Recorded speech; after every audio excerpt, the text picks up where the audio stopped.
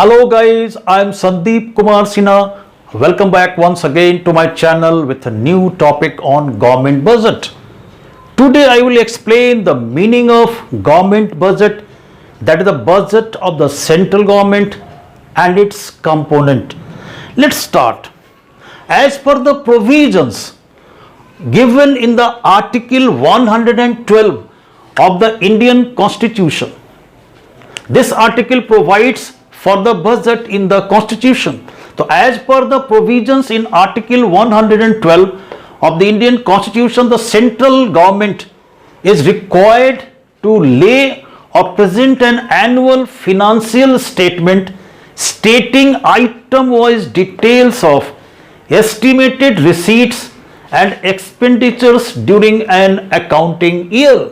And this statement is conventionally called government budget, that is the budget of the central government. So how can we define a government budget? This is an annual financial statement. Why it is said to be annual? Because it is presented before the parliament every year. It is required to present this estimates every year. That's why it is an annual financial statement of the estimated receipts and expenditures of the government during an accounting year. Now, during the preparation of the budget, the government first plans its expenditures according to its set goals or objectives, and then simply tries to raise resources to meet those estimated expenditures during that accounting year. And therefore we can say that the budget has two parts or two components. One is the budget receipt and another one is the budget expenditure. What are budget receipts? These are the estimated receipts of the government from the various sources during an accounting year. Now the second component of the budget is budget expenditures. These are the estimated expenditures of the government on its routine functioning and the various policies and programs conducted by the government during that accounting year. These are the two components or the two parts of the government budget. One is called receipt and another one is called as expenditures part. Now let us have a look at these two components one by one. Now let's have a look at the first component of government budget, that is budget receipt, which are the estimated receipts of the government from the various sources during an accounting year. Now this budget receipt is of two types. One is the revenue receipt, another one is the capital receipt. And on what basis the classification is made? The basis of distinction, that is whether it creates a liability or not, or whether it causes a reduction in assets or not. If it causes a reduction in assets, or if it creates a liability, that is burden of repayment, that is called as capital receipt. And if it does not create a liability and if it does not cause a reduction in assets, that is called as revenue receipts. But the first component of budget receipt is revenue receipt.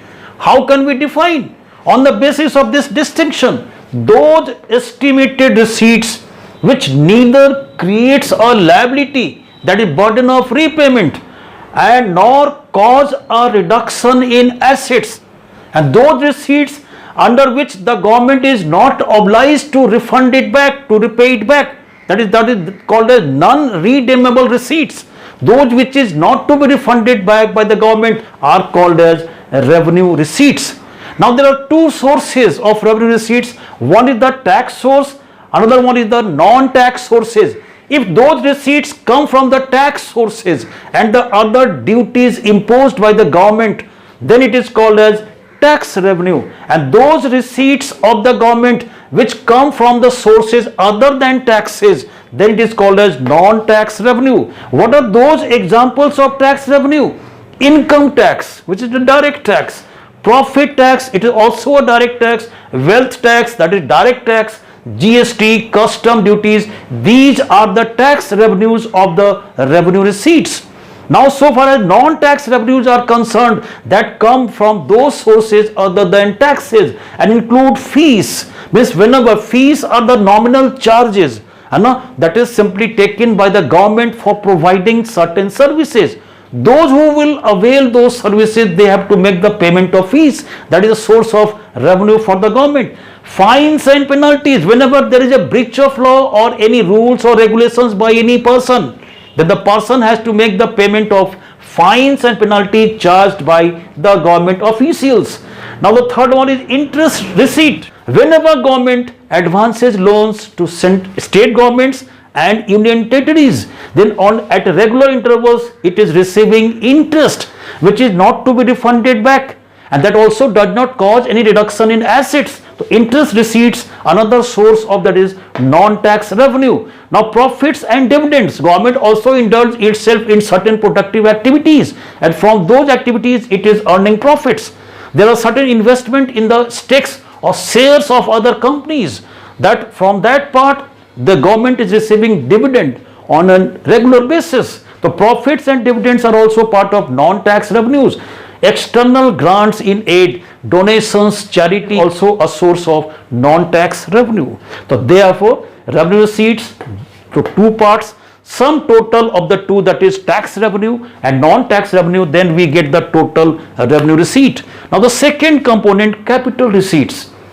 Similarly, on the basis of that distinction, those estimated receipts which create a liability or causes a reduction in assets, these are called as capital receipt. But these receipts come through sale of assets or through borrowings from any source. Means these are redeemable receipts. Now these are to be refunded back. Means government is under obligation to return it back. So those capital receipts include, number one, borrowings. Whenever a country borrows, the liability comes into existence. These amount have to be repaid back along with the interest payments. Number two is the disinvestment, that is sale of a certain part of the undertakings of the government or certain stakes in any companies.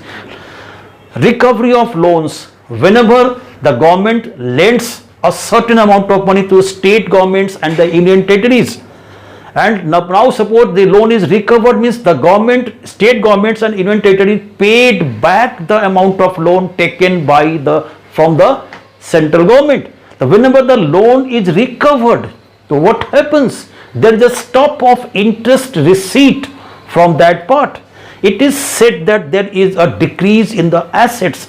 So therefore recovery of loans causes a decrease in assets, and it is a part of capital receipt. The last one is the small savings deposited in the post offices, provident funds, and that is also a source of government revenue because it is to be ultimately repaid back. There is a liability of repayment, that is a part of capital receipts. So these are the two types or two divisions of budget receipt. One is the revenue receipt and another one is the capital receipt. Now look at the second component of government budget, which is budget expenditure.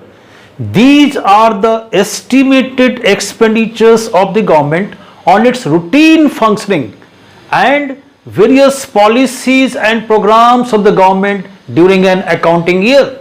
Budget expenditure is divided into two parts. One is the revenue expenditure, another one is the capital expenditure, and the basis of distinction between these two types of budget expenditure is that whether it creates an asset or not, and whether it causes a reduction in liability or not. If it creates an asset, then it is a capital expenditure, but if it does not create an asset, it is revenue expenditure. Similarly, if it causes a reduction in liability, then it is a capital expenditure, and if it does not cause a reduction in liability, that is called a revenue expenditure. The first component of budget expenditure is revenue expenditure. How can we define? Those estimated expenditures of the government which neither create an asset nor cause a reduction in liability are called as revenue expenditures. Now revenue expenditures further divided into two parts. One is the plan expenditure, another one is the non-plan expenditure. The plan expenditure includes central plans. Number two, assistance to finance the state government and union territories plan. Non-plan expenditure, first one is the interest payment. Interest payment on the amount of loan taken by the government. Whenever interest is paid, then what does it result in? The liability is still there.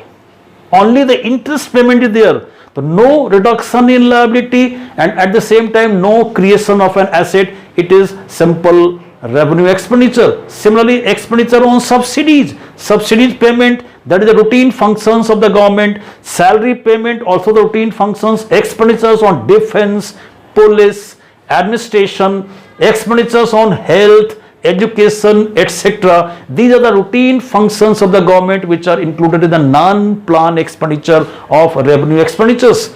Thus, revenue expenditures divided into two parts, plan expenditure and non-plan expenditures. Now, the second component of budget expenditure is capital expenditures.